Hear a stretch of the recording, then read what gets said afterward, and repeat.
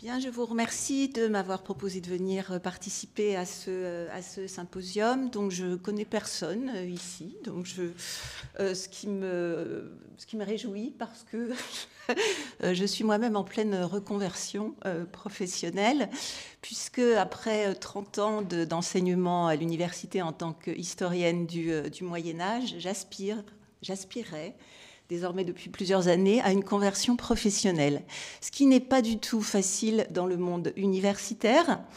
Donc, pour moi, c'est vraiment très motivant de m'adresser à des historiens, mais qui ne soient pas des médiévistes, et à... Désolée, hein, Kate, mais on va dire que tu es antiquiste, et à des non-historiens. Et donc, actuellement, j'enseigne très peu l'histoire du Moyen-Âge à l'université de Clermont-Ferrand.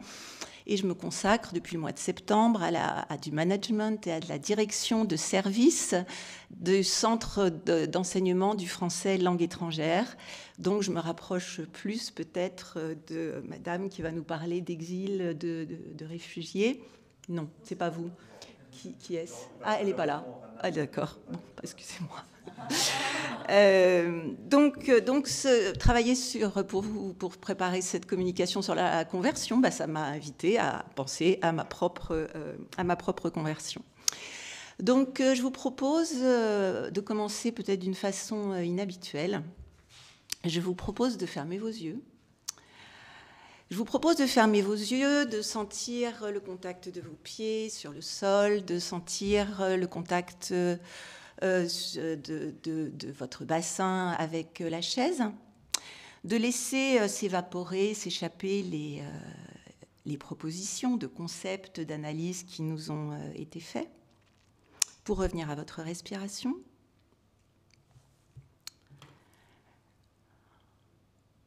Et je vous invite à ouvrir les yeux et à regarder l'image que je vous propose.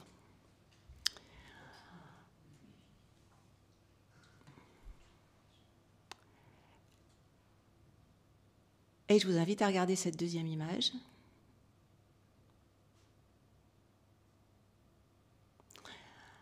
Donc, je partirai de ces deux images pour vous parler de métanoïa et conversion spirituelle et sur les expériences des saints et des saintes médiévales. Donc, la première image que je vous ai proposée, c'est la conversion de saint Paul. Conversion de saint Paul par le Caravage. Donc, on est en 1604 à Rome, dans l'église Santa Maria del Popolo. Et c'est l'illustration d'un passage des Actes des Apôtres. Comme il était en chemin et qu'il approchait de Damas, tout à coup une lumière venant du ciel resplendit autour de lui. Il tomba par terre et il entendit une voix qui lui disait « Saoul, Saoul, pourquoi me persécutes-tu »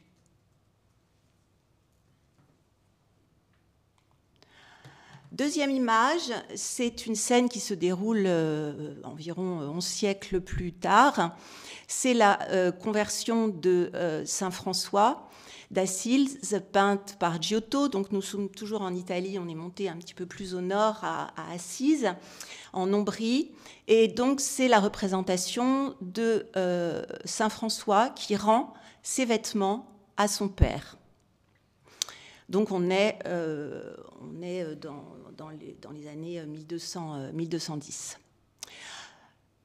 Quand il est rendu à son père toutes les choses et qu'il enleva ses vêtements, il renonça au bien paternel et temporel en disant « Désormais, je peux dire avec certitude qui est mon Père, notre Père, qui êtes aux cieux, parce que Pietro di Bernardone m'a répudié. » Donc c'est la didascalie que l'on trouve en dessous de cette fresque de Giotto, donc qui est l'illustration de ces paroles. Donc, je partirai de ces deux exemples de saint Paul et de saint François d'Assise pour essayer de comprendre ce qu'est la conversion spirituelle. Donc, tout d'abord, avant de commencer à expliquer, enfin, à analyser ces deux images que je vous ai proposées dans un premier temps, non pas d'analyser, mais juste de regarder, de voir, qu'est-ce que ça vous fait ? Qu'est-ce que ça dit pour vous ?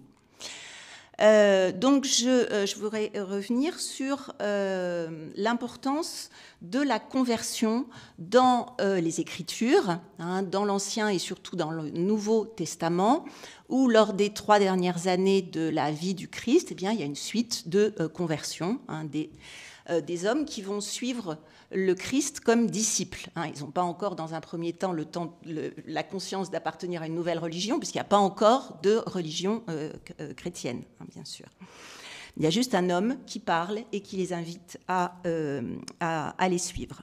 On va retrouver ensuite l'importance de la conversion dans ce qu'on appelle les récits hagiographiques, c'est-à-dire les vies de saints, qui apparaissent dès le début du christianisme, hein, avec notamment le récit des vies de martyrs. Les martyrs qui sont des hommes, qui sont des femmes, qui vont aller jusqu'à perdre leur vie, hein, pour affirmer leur appartenance à la religion chrétienne. Et donc ces récits hagiographiques sont écrits dès le début du christianisme, et puis ils vont faire l'objet de recueils, ils vont être abrégés, ils vont être diffusés à partir du XIIIe siècle par les dominicains pour être utilisés pour la prédication. Et j'aurai l'occasion de vous parler notamment de la légende dorée. Donc, ces récits sont des récits de 2 types de conversion. Je ne l'ai pas indiqué tout à l'heure, mais vous avez la conversion au christianisme, qui est donc, on pourrait dire, la conversion numéro 1. Et deuxième type de conversion, c'est par des chrétiens, une conversion qui est l'entrée en religion ou le refus d'une vie précédente pour entrer dans une vie où on est plus proche de Dieu et où l'on va abandonner ses biens matériels. Donc conversion 1 ou conversion 2. Quels sont les mots qui sont utilisés? Donc dans l'Ancien Testament, pour signaler la conversion, pour dire la conversion, on utilise le terme épistréphos, qui est un terme très large, qui signifie à la fois se retourner sur soi-même, et retourner en arrière, revenir à quelque chose d'ancien. Et le terme hébreu est shub. Dans le Nouveau Testament, on trouve plutôt le terme de métanoïa. Ah, nous y voilà, donc on est bien au bon endroit. Métanoïa, qui correspond à l'hébreu niam, et qui est traduit, parce que la Bible est traduite du grec au latin, hein, par saint Jérôme, on va utiliser le terme de repentir, de repentance, poenitentia, qui a bien sûr une dimension morale. Ça veut dire que métanoïa, se convertir, c'est rompre avec un passé de faute, reconnaître ses péchés et cesser l'activité précédente. C'est le cas de saint Paul. Saint Paul, qui est un persécuteur de chrétiens, hein, qui était parti sur le chemin de Damas pour avoir une liste de chrétiens pour pouvoir les persécuter. C'est le cas pour saint François, qui était un jeune écervelé, attaché à des choses bien superficielles, et qui fait un retour sur lui en abandonnant ses biens, son groupe social, etc., sa famille. Donc, métanoïa, c'est un retour sur soi pour voir le mal et qui permet de vivre dans la droiture, dans l'humilité, de voir, d'où l'importance de la lumière. Hein, dans le tableau de Caravage, bon d'accord c'est Caravage, hein, mais il y a une signification aussi religieuse, c'est que celui qui est converti va voir. Il était dans l'obscurité et il se retrouve dans la lumière. Dans les récits hagiographiques dont je vous ai parlé, en latin, on va trouver le mot de conversio, conversionis, action, donc qui est l'idée de tourner, de faire un changement, une mutation, et qui vient du verbe converto, qui signifie se tourner entièrement, retourner, se retourner, revenir.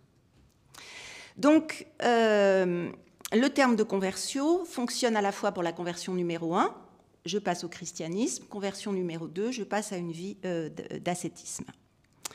Si l'on va voir d'un petit peu plus près ce que nous disent les théologiens du Moyen-Âge, et notamment les cisterciens, Alors, les cisterciens sont au XIIe siècle les disciples de saint Bernard de Clairvaux qui veulent rompre avec la richesse de l'Église et revenir à une réalité, une vérité apostolique. Donc, saint Bernard de Clairvaux présente la conversion de l'individu comme celle d'une conversion de l'âme, avec trois fonctions de l'âme et donc trois types de conversion. Convertir, c'est soulever la taie qui obscurcit la vision, c'est ce qu'on appelle la conversion de la raison. Deuxième type de conversion, c'est maîtriser les penchants du corps de mort, c'est la conversion de la volonté. Troisièmement, purifier la sentine remplie d'immondices.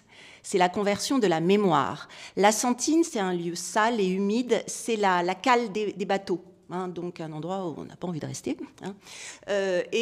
donc un endroit que l'on quitte. Donc il y a bien sûr... conversion de la mémoire. Césaire de Eichenbach, un siècle plus tard, puisqu'il meurt en 1250, parle de retournement. Et ça, c'est un terme intéressant, retournement de l'âme, c'est un terme qu'on utilise au Moyen-Âge. Donc, et il distingue trois processus de conversion. Le retournement vers le cœur, qui est la contrition, le remords, le repentir. Le retournement dans le cœur, qui est la ferveur. Et le retournement à partir du cœur, qui est la contemplation. Donc, je vous laisse, j'envoie ces mots et je vous laisse en faire ce que vous voulez. On le reprendra peut-être dans la conversation, mais je ne vais pas m'apesantir là-dessus. C'était juste pour vous donner en fait les termes, ce qui pouvait être utilisé au Moyen-Âge et comment les personnes du Moyen-Âge pouvaient interpréter et vivre la conversion. Donc, je voudrais revenir sur les deux exemples de... je vais peut-être remettre les images des exemples ils sont quelque part. Voilà, de saint Paul et de saint François. Donc, saint Paul, appelé aussi saint Paul de Tarse, qui n'est pas un apôtre, on connaît on peut interpréter sa conversion, d'après les 13 lettres qu'il nous a laissées et d'après les actes des apôtres. Donc cette conversion a lieu sur le chemin de Damas. Là, on voit saint Paul foudroyé, c'est un vrai coup de foudre. On parle de ravissement, de dépossession de sa personnalité propre par l'épiphanie, c'est-à-dire par la manifestation spectaculaire du divin. Et à partir de ce moment-là, il va abandonner sa vie de persécuteur de chrétiens, il tombe donc à terre, foudroyé.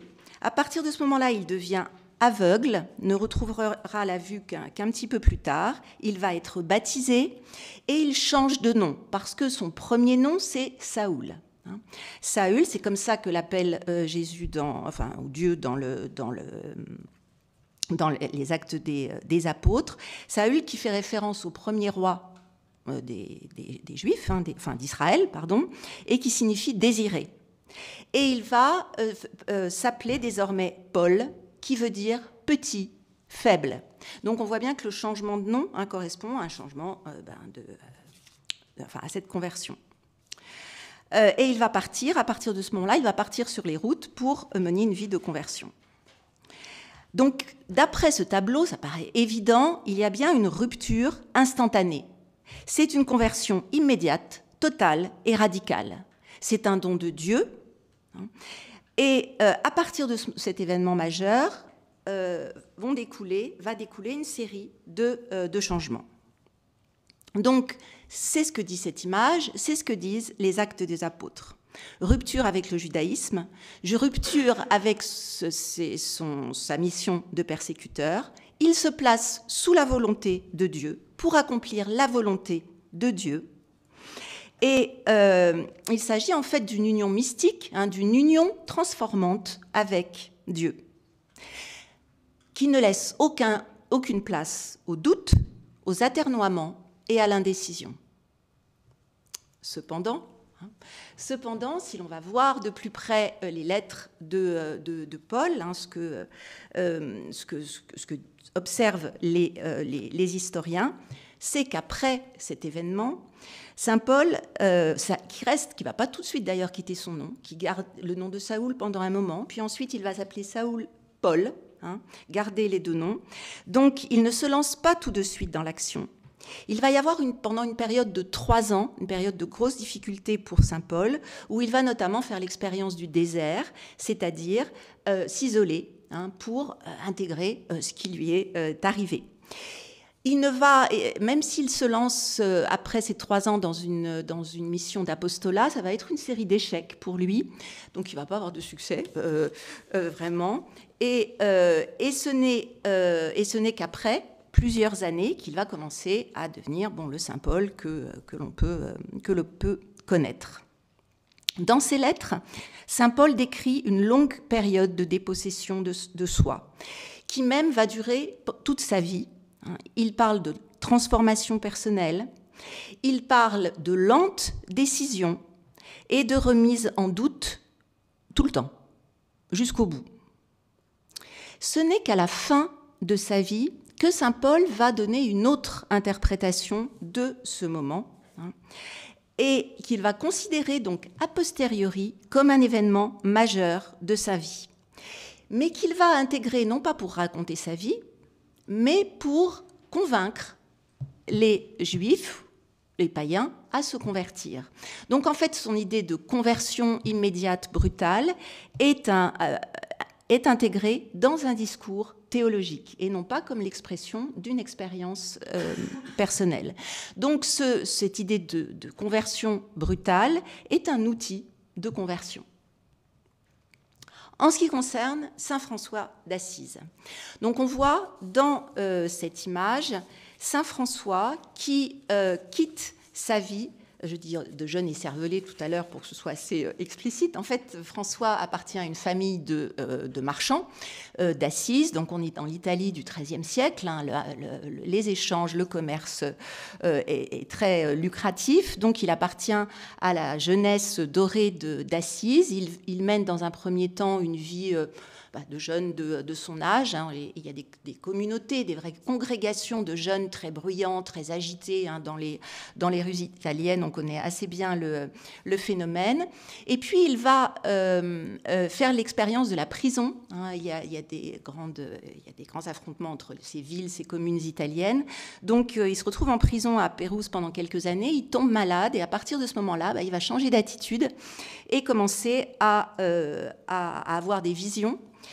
Et donc, il va jusqu'à donner ses biens, qui sont les biens de son père, à des mendiants. Il donne des draps de grande qualité, il donne de l'argent, et son père le prend très mal, et décide de le répudier en quelque sorte. Donc, sur cette image, qu'est-ce qu'on voit ?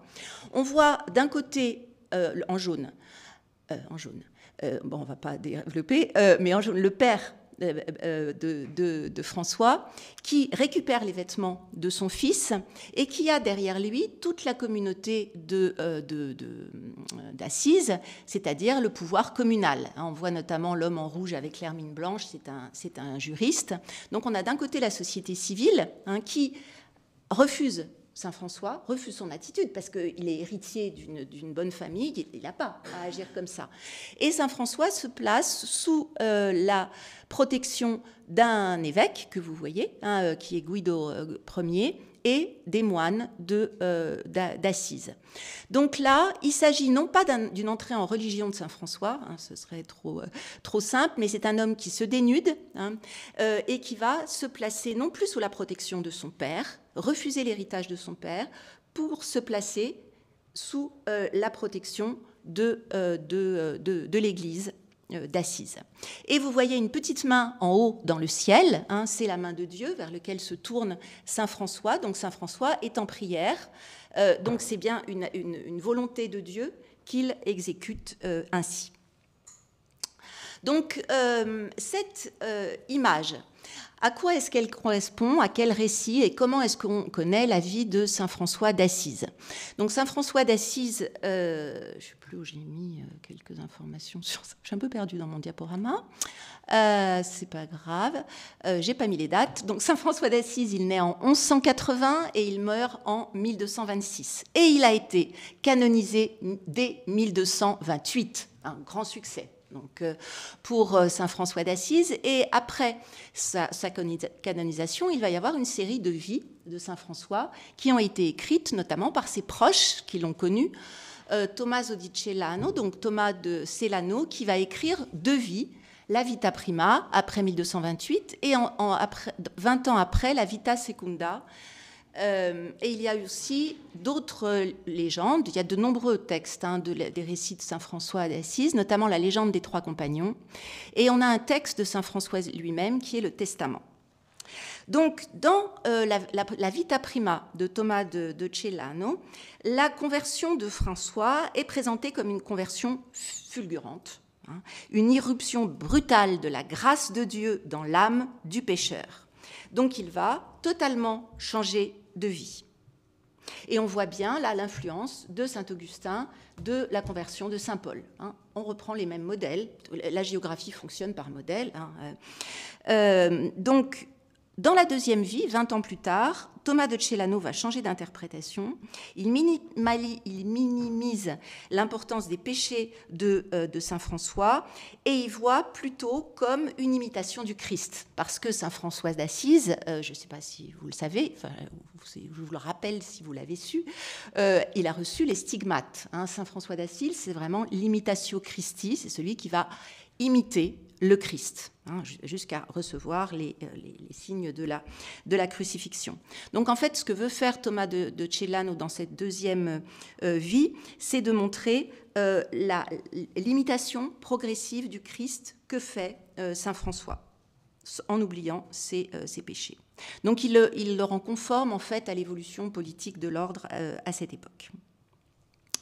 Alors, qu'est-ce qu'il faut croire? Qui est le plus proche de la réalité? Ce qui est certainement le plus proche de la réalité, c'est la légende des 3 compagnons, Élie, Ange et Ruffin, qui, eux, notent un changement chez saint François lorsqu'il quitte sa prison, la prison de Pérouse, puis qu'il tombe gravement malade. Il va de nouveau partir en guerre, suivre un comte d'Ottière de l'époque, mais ça ne va pas. Ça ne va pas pour saint François. Il commence à rentrer dans une forme de dépression, avec des révélations, des songes, et alterner une excitation et des périodes d'abattement. On dirait qu'il est bipolaire, quoi. Donc ses compagnons remarquent son attitude.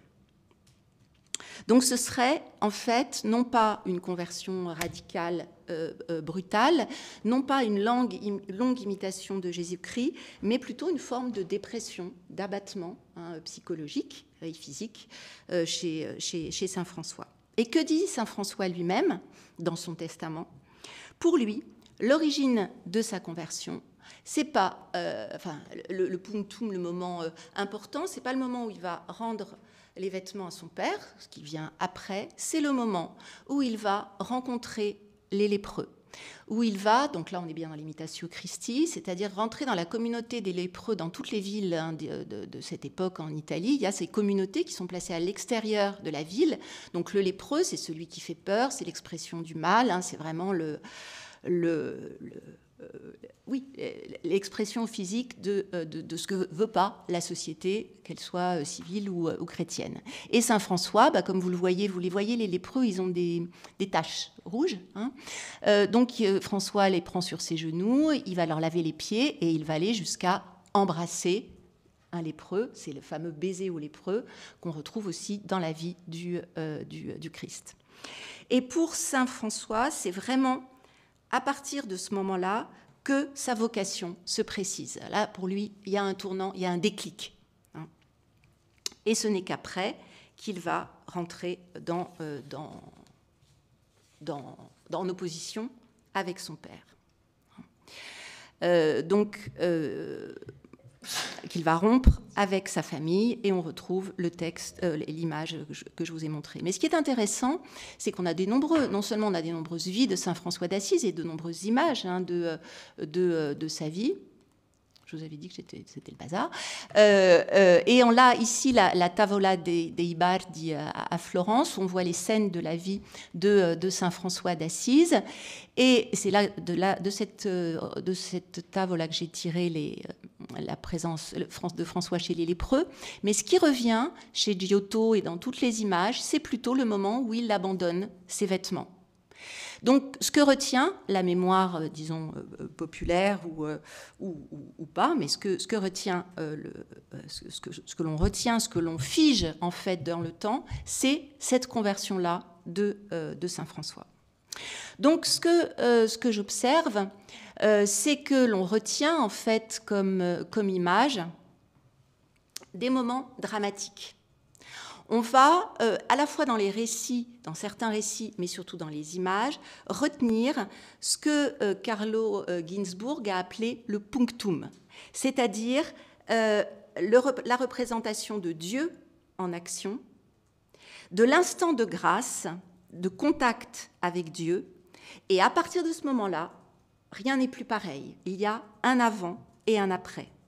Ce type de scène peut être visualisé, mémorisé, et il va susciter une émotion, ce que j'ai essayé de susciter un peu rapidement chez vous au début de mon intervention, mais c'est-à-dire oh là là, il est tombé par terre, et voilà, il va être écrasé par le gros sabot du cheval, il se retrouve tout nu, il laisse ses vêtements, enfin on peut se, même si on ne s'identifie pas, ça suscite il y a de l'imprévu, ça perturbe, ça touche.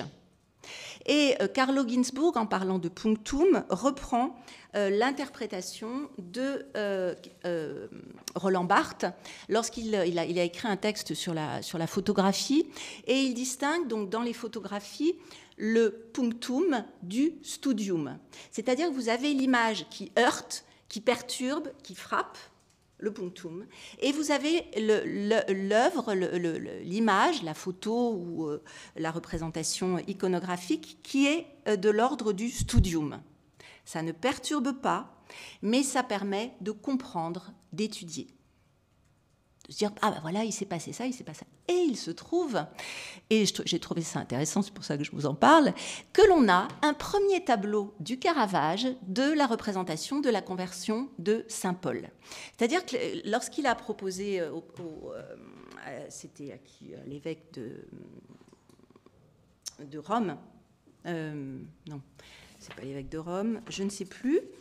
Il s'appelle Cesari, mais je ne me rappelle plus, enfin, qui est chargé de choisir quelqu'un pour Santa Maria del Popolo, de choisir un artiste et une représentation. Dans un premier temps, Caravage lui propose le tableau que vous voyez à gauche, donc j'ai appelé première version de la conversion de saint Paul. Et là, on est dans un tableau très explicite, qui montre bien qu'on est sur un chemin, qu'on est à l'extérieur, qu'il y a une intervention divine, parce que vous avez Jésus en haut avec un ange.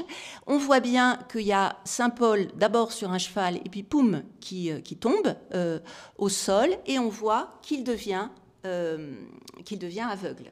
Donc on a là, je trouve, l'illustration du studium, c'est-à-dire on nous explique ce qui s'est passé. Et ce que va choisir le commanditaire, c'est le tableau d'à côté, la deuxième version, qui est celle de beaucoup plus, qui va toucher plus les émotions, qui va frapper. Donc on n'est plus dans l'explicite, mais on est dans la suggestion et l'émotion. Et l'autre tableau qui fait pendant à cette conversion de saint Paul, c'est le crucifiement de saint Pierre, où là on trouve aussi le moment, le moment où on tire la croix. Là ça a l'air lourd, enfin, on se met à la place de saint Pierre, mais plutôt, moi je trouve, celui qui est en dessous et celui qui est au-dessus, et qui porte. Donc c'est intéressant de voir, on est quand même à la période de la Contre-Réforme, et on n'est plus du tout.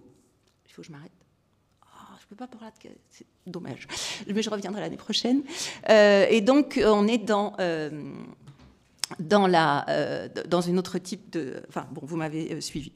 Je voudrais quand même... J'ai 5 minutes 4 3 minutes. Je me suis intéressée, mais je n'ai pas eu le temps de vous en parler, sur Jacques de Voragine, la légende dorée de Jacques de Voragine, et essayer de voir la spécificité de la conversion des femmes par rapport à la conversion des hommes.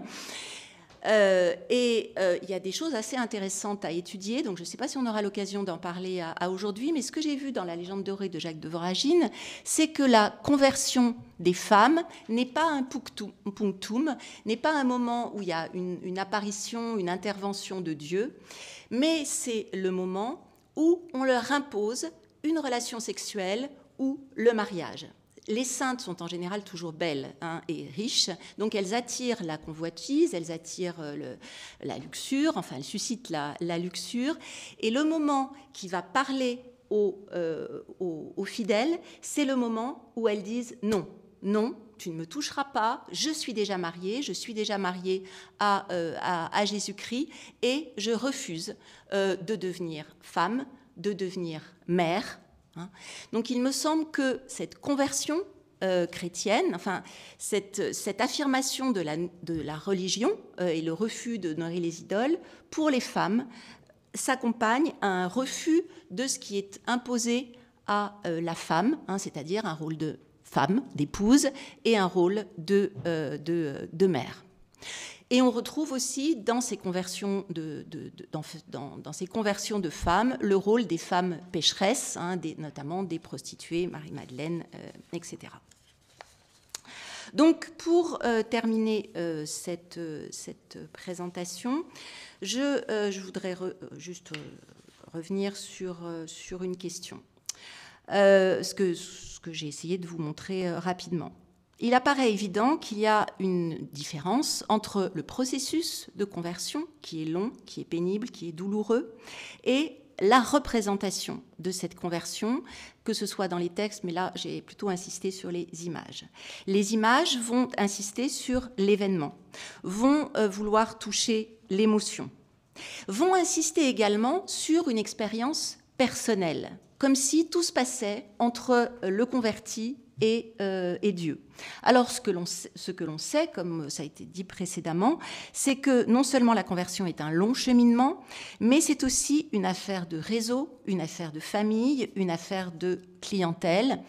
Donc, il y a toutes des relations sociales qui interviennent, mais qui ne sont pas exprimées par les textes de façon claire, et encore moins par les images. Je vous remercie pour votre attention.